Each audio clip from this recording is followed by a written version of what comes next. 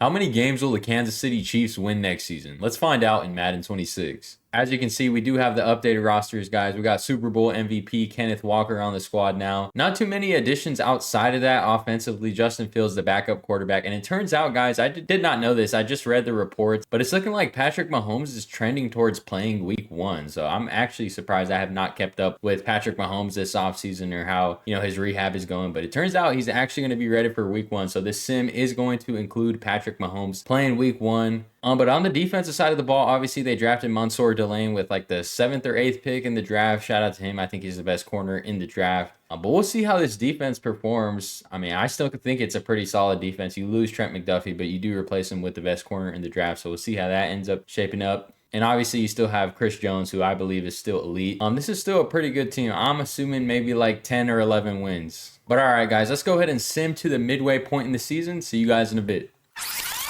All right, guys, so I'm a bit surprised. At the midway point in the season, we're sitting with a 3-4 record, but somehow we're still first in the AFC West. Every team in the AFC West seems to be struggling. Chiefs, Broncos, and Chargers, all 3-4, and then Raiders, of course, last place, 2-5. But all right, guys, we're going to go ahead and sim the rest of the season and see if we can close it out. I think we're definitely going to perform better towards this back half of the season. But yeah, let's go ahead and sim. See you guys in a bit.